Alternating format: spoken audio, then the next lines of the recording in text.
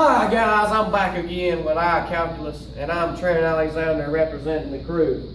Here we go. What we're doing now is using the left Riemann function and the right Riemann function to go from -3 to 3 using 6 subintervals to find the left ram and the right ram using these two separate graphs. Now, what we're going to do, since we have to divide this graph into 6 subintervals, we're going to do that now.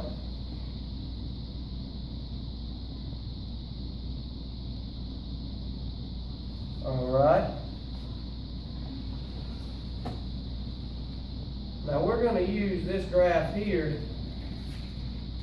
for our left ram.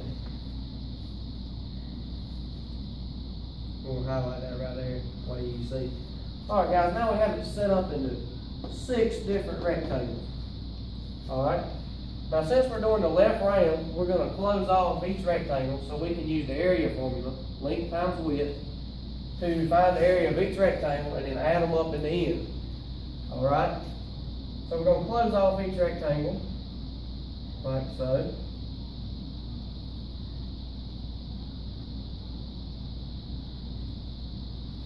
Alright, now that we've done that, this is our original equation here, y equals x squared plus 1, which is against the parabola.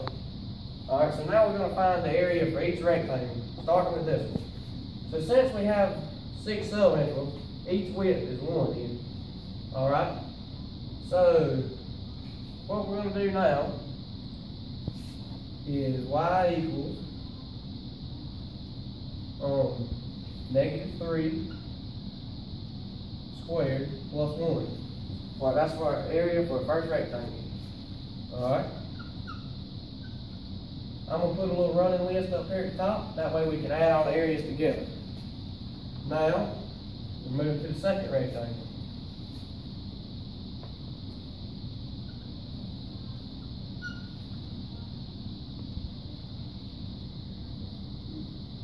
Now the third. Using the same equation here now.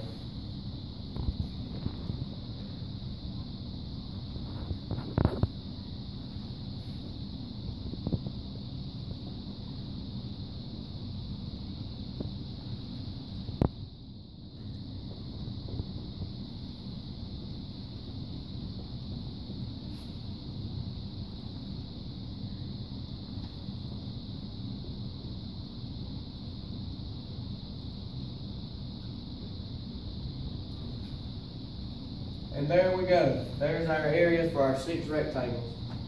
Now, in order to find the left Riemann sum, we want to add all of them together. Which will equal a total of 25.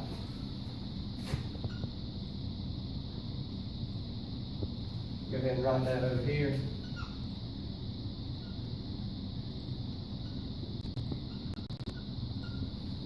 Alright, there's our left ram, guys. Pretty plain and simple. Now we're going to move to our right ram. We're going to divide this graph into 6 subintervals, just like we did the first one.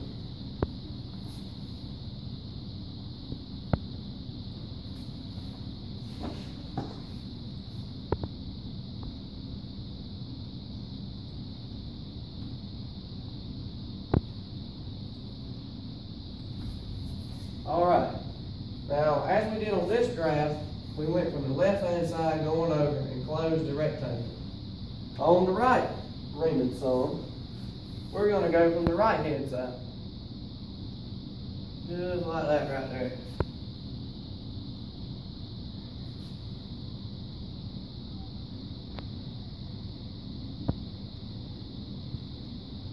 Alright.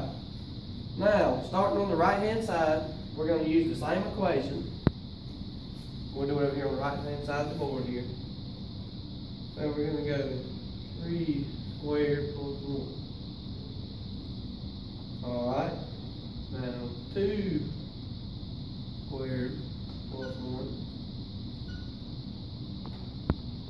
We'll go ahead and keep our running total up here. Alright. Now 1 squared plus 1.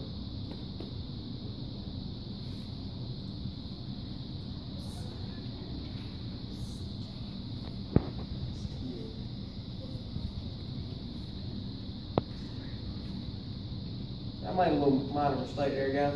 What I did here was 3 squared is 9, and I didn't add the 1. There we go. Alright. Now let's see where I was. Negative 1 squared plus 1. Make sure you do all the rectangles, guys. I got a little ahead of myself.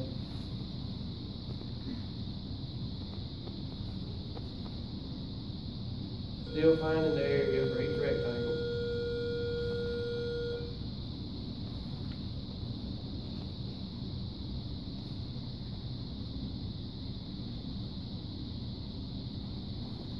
Alright, now that we have our 6 numbers, we have the area for each square going from the right hand side. Now, as we did before, let's add them all together.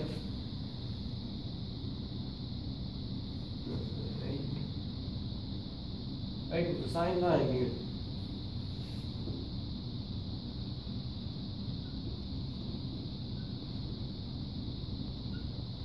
Alright guys, that's pretty much a wrap on how to do the left Riemann sum and the right Riemann sum. I hope this video will be beneficial to you, and maybe you can learn a little bit from it. Today guys, today we're going to be showing how to get area under a curve using trapezoidal rule. This right here is what we're going to use for area of the trapezoid, 1/2 base 1 plus b2 times the height. Right here, we got our equation, y equals x squared plus 1. We're going from negative 3 to 3, and we're breaking it up into 6 sub-intervals. Alright? So our height for every one of them is just going to be 1. So let's go ahead and take care of this one right here. So what we'll have is 1/2. Our base 1 is going to be f of negative 3. So f of negative 3 would be negative 3 squared is 9 plus 1 is 10. 10 plus f of negative 2 is negative 2 squared is 4 plus 1 is 5. Alright? That's going to be 15, and half of that's going to be 7.5. So that's for our first trapezoid right here. Let's go ahead on to the second one. So we'll have 1/2 f of negative 2, which we've already found to be 5, plus f of negative 1. Negative 1 squared is 1, plus 1 is 2. It's going to be 7 divided by 2, going to be 3.5. Alright, taking care of this one, moving on to this one, that's going to be 1/2 f of negative 1, which we've already got to be 2, plus f of 0, which 0 squared is 0, plus 1 is 1. That's going to be 3. Half of 3 is going to be 1.5. Alright, so now we can move on here, and we'll have 1/2 f of 0, which we've already got to be 1, plus f of 1, which is just going to be 1 squared plus 1 is going to be 2.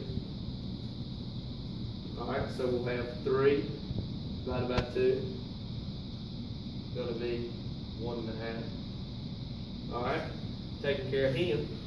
Moving on here, have 1/2. Alright, we got f of 1, which is 2, plus f of 2, 2 squared plus 1, 5. This will be 7 divided by 2, 3.5. Alright, go ahead and we're on to the last trapezoid now. So, we'll have 1/2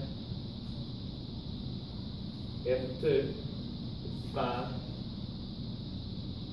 plus f of 3, 3 squared plus 1, 10. 15 divided by 2, 7.5. Alright, so now we've got the area for each one of these 6 trapezoids.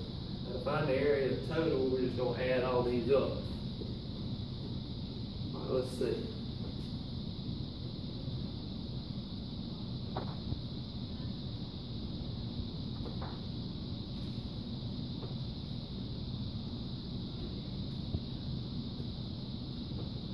That's going to be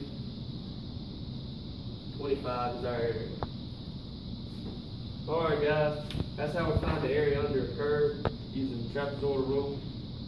Thank you. If you have any questions, comments, or concerns, please leave them down below.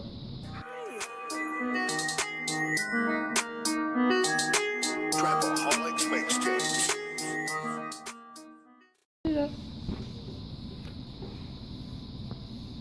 I can't do that.